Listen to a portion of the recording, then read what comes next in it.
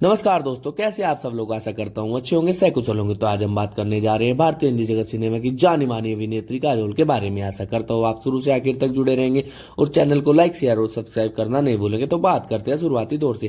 काजोल का जन्म बॉम्बे वर्तमान मुंबई में 5 अगस्त 1974 को हुआ था। उनकी मां तनुजा एक अभिनेत्री है, जबकि उनके पिता सोमू मुखर्जी एक फिल्म निर्देशक और निर्माता थे। उनकी छोटी बहन तनिष्ठा भी एक अभिनेत्री है। उनकी मौसी अभिनेत्री नूतन थी और उनकी नानी शोभना समर्थ और परदादी रतनबाई दोनों हिंदी सिनेमा से जुड़ी थी। उनके पैतृक चाचा जॉय मुखर्जी और देव मुखर्जी फिल्म अभिनेता थे, जबकि उनके नाना और नाना क्रमशः शशधर मुखर्जी और कुमार सेन समर्थ फिल्म निर्माता थे। काजोल की चचेरी बहनें रानी मुखर्जी, सरबानी मुखर्जी और मोहनीश बैल भी अभिनेता है। काजोल खुद को छोटी उम्र में शरारती, जिद्दी और आवेगी बताती है। जब वह छोटी थी तब उनके माता पिता अलग हो गए, लेकिन काजोल इससे अप्रभावित रही, क्योंकि इस मामले पर घर में कभी चर्चा नहीं हुई। काजोल की देखभाल उनकी नानी ने की, जिन्होंने मुझे कभी यह एहसास नहीं होने दिया कि मेरी माँ दूर है और काम कर रही है। काजोल के अनुसार उनकी माँ ने उनमें छोटी उम्र से ही स्वतंत्रता की भावना भर दी थी। दो अलग अलग संस्कृतियों के बीच पली बड़ी, उन्हें अपनी मां से महाराष्ट्रियन व्यवहारिकता और अपने पिता से बंगाली स्वभाव विरासत में मिला। परंपरा के हिस्से के रूप में मुखर्जी परिवार के साथ काजोल एक हिंदू धर्म को मानने वाली हर साल उपनगरीय इलाके सांता क्रूज में दुर्गा पूजा उत्सव मनाती है। काजोल की शिक्षा Saint Joseph convent school Panchgani में हुई। अपनी पढ़ाई के अलावा वह नृत्य जैसी पाठ्येतर गतिविधियों में भी भाग लेती थी। स्कूल में ही उन्होंने कथा साहित्य पढ़ाने में सक्रिय रुचि बनानी शुरू कर दी थी, क्योंकि इससे उन्हें अपने जीवन के बुरे क्षणों में मदद मिली थी। 1990 के दशक की शुरुआत में तनुजा ने उन्हें एक अभिनेत्री के रूप में लॉन्च करने के लिए एक फिल्म का निर्देशन करने की कोशिश की, लेकिन कुछ दिनों की शूटिंग के बाद इसे रोक दिया गया। 16 साल की उम्र में काजोल ने बेखुदी पर काम करना शुरू किया, जो उनके अनुसार भाग्य की एक बड़ी खुराक थी। उन्हें फोटोग्राफर गौतम राजाध्यक्ष के स्टूडियो में जाने पर उनके द्वारा कास्ट किया गया, जिन्होंने फिल्म की पटकथा भी लिखी थी। वह अपनी 2 महीने की गर्मी की छुट्टियों के दौरान शूटिंग के बाद स्कूल लौटने का इरादा रखती है। और काजोल ने अपने अभिनय की शुरुआत 17 साल की उम्र में 1992 की रोमांटिक ड्रामा बेखुदी में एक नवोदित अभिनेता कमल सदाना और उनकी मां तनुजा के साथ की थी। काजोल ने राधिका का किरदार निभाया था, जो अपने माता पिता की अस्वीकृति के खिलाफ सदाना के चरित्र से प्यार करने लगती है। फिल्म बॉक्स ऑफिस पर फ्लॉप साबित हुई, लेकिन काजोल के अभिनय को सकारात्मक नोटिस मिला। अगले वर्ष उन्होंने अब्बास मस्तान की क्राइम थ्रिलर बाजीगर में कास्ट किया गया, जो साल की सबसे ज्यादा कमाई करने वाली चौथी फिल्म थी। शाहरुख खान और शिल्पा शेट्टी की सह कलाकार फिल्म में काजोल के अभिनय ने आलोचकों का ध्यान आकर्षित किया। 1994 में काजोल उधार की जिंदगी में एक अनाथ लड़की के रूप में दिखाई दी, जो अपने बिछुड़े दादा दादी से मिलने जाती है, और यह बॉक्स ऑफिस पर अच्छा प्रदर्शन करने में असफल रही। हालांकि काजोल को बंगाल फिल्म जर्नलिस्ट एसोसिएशन द्वारा सर्वश्रेष्ठ अभिनेत्री हिंदी का नाम दिया गया। और फिर 1995 में काजोल को 2 बड़ी व्यावसायिक फिल्में सफलता मिली, करण अर्जुन और दिलवाले दुल्हनिया ले जाएंगे। पहले राकेश रोशन की एक एक्शन फिल्म है, जो पुनर्जन्म की अवधारणा पर आधारित है, और इसमें उन्हें सोनिया सक्सेना सिंह की छोटी भूमिका पेशकश की गई थी। उन्होंने फिल्म में अपनी छोटी भूमिका की व्याख्या करते हुए कहा कि वह एक सजावटी भूमिका में रहना चाहती थी, और स्वीकार किया कि फिल्म में ग्लैमर्स होने के अलावा उनके पास करने के लिए कुछ नहीं था। यह फिल्म भारत में एक साल की दूसरी सबसे ज्यादा कमाई करने वाली फिल्म बनकर उभरी। काजोल की अगली रिलीज ताकत, हलचल और गुंडा राज ने बॉक्स ऑफिस पर अच्छा प्रदर्शन नहीं किया। बाद की 2 फिल्में उनके भावी पति अजय देवगन के साथ उनके शुरुआती सहयोग थे। दिलवाले दुल्हनिया ले जाएंगे, जो काजोल की उस वर्ष की अंतिम रिलीज थी, में उन्होंने शाहरुख खान ने लंदन से आए अनिवासी भारतीयों की भूमिका निभाई थी, जो यूरोप की यात्रा के दौरान प्यार में पड़ जाते हैं और अपने रूढ़िवादी पिता को उसकी होने वाली तय शादी को रद्द करने के लिए मनाने के लिए भारत में फिर से मिलाते हैं। और 1997 में गुप्त द हिडन ट्रूथ में काजोल द्वारा निभाए गए एक जुनूनी प्रेमी से मनोरोगी सीरियल किलर बनी ईशा दीवान के किरदार को आलोचकों ने एक महत्वपूर्ण मोड़ करार दिया था। निर्देशक राजीव रॉय ने कहा उन्होंने काजोल में बहुमुखी कलात्मक को पहचाना। इस भूमिका में उनके द्वारा लाई गई बारीकियों के लिए उनकी सराहना की। सस्पेंस थ्रिलर जिसमें बॉबी देओल और मनीषा कोइराला भी थे मुख्य धारा की सफलता थी। इंडिया टुडे ने काजोल को अपने सह कलाकारों से आगे निकलने के लिए नोट किया और द टाइम्स ऑफ इंडिया में लिखा कि वह शायद अपनी अच्छी छवि को तोड़ने वाली पहली थी। और फिर उन्होंने प्रिया अमलराज की भूमिका निभाई जो एक कॉन्वेंट की छात्रा है जो नन बनने की इच्छा रखती है और उसकी आवाज अभिनेत्री रेवती ने डब की थी। इंडियन एक्सप्रेस ने समीक्षा की कि काजोल भरपूर और अपने किरदार को सराहनीय सहजता के साथ फिट बैठती है। उनका चेहरा शायद वर्तमान के सबसे अभिव्यंजक चेहरों में से एक है और 1998 में काजोल ने साल की 300 से ज्यादा कमाई करने वाले फिल्मों में काम करके हिंदी सिनेमा की अग्रणी अभिनेत्री के रूप में अपनी स्थिति मजबूत की। प्यार किया तो डरना क्या, प्यार तो होना ही था और कुछ कुछ होता है, जिनमें से सभी को सर्वश्रेष्ठ फिल्म के लिए फिल्म फेयर पुरस्कार के लिए नामांकित किया गया था, जिसमें से बाद वाली फिल्म ने इसे जीता। प्यार किया तो डरना क्या, जिसमें उन्होंने एक भोले भाले गांव की लड़की का किरदार निभाया था, पहले रिलीज हुई और उसे सकारात्मक प्रतिक्रिया मिली। इसके बाद उन्होंने दुश्मन से जुड़वा बहनों सोनिया और नैना का किरदार निभाया और इसके बाद अनीस बजमी की रोमांटिक कॉमेडी प्यार तो होना ही था जो 1995 की अमेरिकी फिल्म फ्रेंच किस की रीमेक थी। उन्होंने संजना की कॉमिक भूमिका निभाई जो एक अनाड़ी महिला है जो अपने व्याभिचारी मंगेतर की तलाश में पेरिस से भारत आती है लेकिन एक अन्य व्यक्ति के प्यार में पड़ जाती है। फिल्म हिट रही और उस साल काजोल को फिल्म फेयर में एक और सर्वश्रेष्ठ अभिनेत्री का नामांकन मिला। इंडियन एक्सप्रेस की दीपा देवस्त्री ने प्यार तो होना ही था को पूरी तरह से काजोल की फिल्म कहा और उनकी उपस्थिति की सराहना की जिसने फिल्म को देखने लायक बना दिया।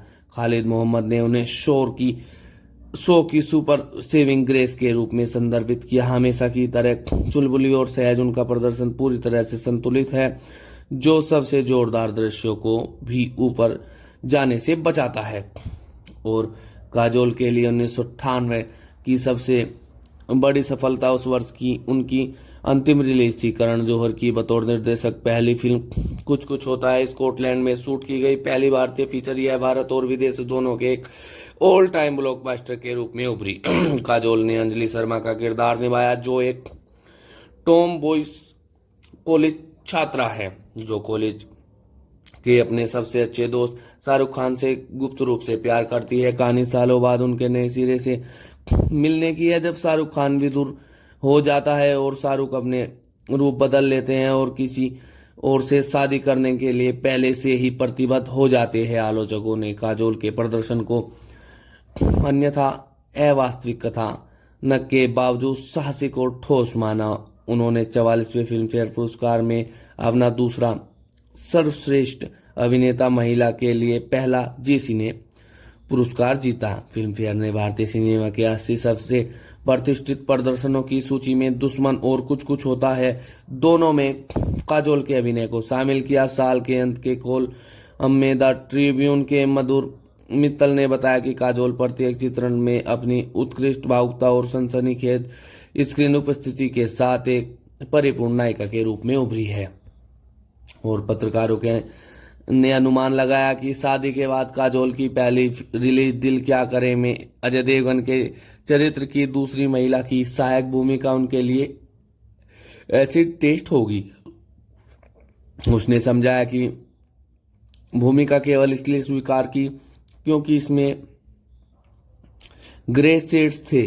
फिल्म को बड़े पैमाने पर नकारात्मक समीक्षा मिली और अगले वर्ष काजोल और उनके पति ने उनके होम प्रोडक्शन राजू चाचा में एक साथ अभिनय किया जिसका कथानक एक ठग और एक अमीर परिवार से संबंधित 3 बच्चों की अध्यापिका के बीच प्रेम कहानी पर घूमता है। और उसी वर्ष के अंत में काजोल ने करण जौहर की फिल्म कभी खुशी कभी गम में मुख्य भूमिका निभाई, जो विदेशी बाजार में अब तक की सबसे अधिक कमाई करने वाली भारतीय फिल्म थी। उन्होंने चांदनी चौक क्षेत्र की एक युवा पंजाबी महिला अंजलि शर्मा का किरदार निभाया, जो एक अमीर आदमी से प्यार करती है। और कभी खुशी कभी गम के बाद काजोल ने पूर्णकालिक अभिनय से ब्रेक ले लिया और कई फिल्में भूमिकाओं को अस्वीकार कर दिया। उसने कहा कि उसने अपनी शादी पर ध्यान केंद्रित करने के लिए ऐसा किया। फिल्म पर्यवेक्षकों ने आमतौर पर इस समय माना कि उसका कैरियर खत्म हो गया था। और कुणाल कोहली की रोमांटिक थ्रिलर फना 2006 ने काजोल को फिल्मों में वापसी को चिन्हित किया। उन्होंने जूनी अलीबेग की का किरदार निभाया, जो एक अंधी कश्मीरी महिला है जो अनजाने में एक आतंकवादी आमिर खान के प्यार में पड़ जाती है। और फिर काजोल ने दशक के बाकी दिनों में रुक रुक कर काम किया। 2007 में उन्होंने राजकुमार संतोषी की प्रकाशित पौराणिक फिल्म रामायण के लिए फिल्मांकन शुरू किया, जो इसी नाम के महाकाव्य पर आधारित थी। और काजोल ने अगली बार शाहरुख खान के साथ माय नेम इज किंग 2010 में कास्ट किया गया था, जो आतंकवादी हमलों के बाद अमेरिकी मुसलमानों द्वारा सामना किए गए भेदभाव पर आधारित थी। और फिर उन्होंने धीरे धीरे समय बीतता गया और 5 साल की अनुपस्थिति के बाद काजोल ने रोहित शेट्टी की एक्शन रोमांस दिलवाले में 7वीं बार शाहरुख खान के साथ टीम बनाई। उन्होंने मीरा देव मलिक का किरदार निभाया, जो एक माफिया डॉन की बेटी है जो प्रतिद्वंदी परिवार के लिए एक आदमी से प्यार करती है। और फिर उसी वर्ष के अंत में उन्होंने Marathi period drama Minty Dandu के साथ एक निर्माता के रूप में अपनी शुरुआत की, जिसे अजय देवगन और लीना देवरे ने सह निर्मित किया था, और एक दादा और उसके पोते के बीच रिश्ते की खोज की। और फिर काजोल ने एक हेलीकॉप्टर माता पिता की भूमिका निभाई, जो एक गायक बनने की आकांक्षा रखती है और जो अपने बेटे के कॉलेज में उसकी शिक्षा पूरी करने के लिए दाखिला लेती है। और 2020 तक काजोल ने कहा कि वह अपनी लंबाई के बजाय चरित्र के महत्व पर विचार करना पसंद करती है। और वर्ष की उनकी पहली रिलीज पीरियड ड्रामा तानाजी थी, जिसमें अजय देवगन और सैफ अली खान ने सह अभिनय किया। तानाजी मालूसरे के जीवन पर आधारित यह वर्ष की सबसे अधिक कमाई करने वाली फिल्म बन गई। और फिर काजोल का अगला प्रोजेक्ट रेणुका सहाणे की सामाजिक ड्रामा त्रिभंगा 2021 थी, जिसने नेटफ्लिक्स के साथ उनके पहले सहयोग को चिन्हित किया। और 2022 में काजोल ने रेवती की सलाम वेंकी में अभिनय किया, जो इच्छा मृत्यु के बारे में एक नाटक है। फिल्म और उनके प्रदर्शन को अच्छी प्रतिक्रिया नहीं मिल पाई। और काजोल अगली बार पृथ्वीराज सुकुमारन और इब्राहिम अली खान के साथ थ्रिलर सरजमी में अभिनय करेंगी। और काजोल ने 1994 में गुंडा राज की फिल्म करते समय अभिनेता अजय देवगन को डेट करना शुरू किया। हालांकि मीडिया के सदस्यों ने उनके विपरीत व्यक्तित्वों के कारण उन्हें असंभावित जोड़ी करार दिया। देवगन ने अपने रिश्तों को यह कहकर समझाया, हमने कभी भी सामान्य आई लव यू रूटीन का सहारा नहीं लिया, कभी प्रस्ताव नहीं किया, हम एक दूसरे के साथ बड़े हुए, शादी पर कभी चर्चा नहीं हुई, लेकिन यह हमेशा आसान था। इस जोड़े ने देवगन के घर पर एक पारंपरिक महाराष्ट्रीय समारोह में विवाह किया। शादी व्यापक मीडिया जांच के अधीन थी, क्योंकि मीडिया के कुछ सदस्यों ने काजोल के अपने करियर के शिखर पर घर बसाने के फैसले की आलोचना की थी। और अपनी शादी के बाद काजोल देवगन और उनके माता पिता के साथ जुहू में उनके पैतृक घर में रहने लगी। और टैबलेट्स ने अक्सर देवगन को अन्य बॉलीवुड अभिनेत्रियों के साथ रोमांटिक रूप से जोड़ा और एक आसन तलाक की सूचना दी। अफवाहों को गपशप के रूप में खारिज करते हुए काजोल ने इस तरह की बातों पर ध्यान नहीं देने की पुष्टि की। काजोल ने अपनी निजी जिंदगी के बारे में ज्यादा बात नहीं करना पसंद करती, इंटरव्यू देना पसंद नहीं करती, इसे समय की बर्बादी मानती है।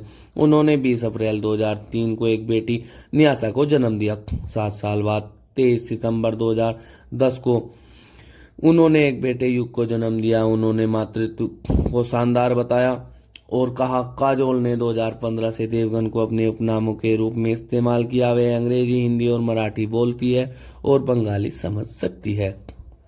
और काजोल को उनके स्वाभाविक अभिनय कौशल के लिए स्वीकार किया जाता है। इंदु ने कहा कि वह अपने दृश्य को नहीं निभाती और अपनी बातें नहीं कहती, वह अपने पात्रों में रहती है। पारिवारिक नाटकों की एक श्रृंखला में प्रमुख भूमिकाएं निभाने के बाद काजोल ने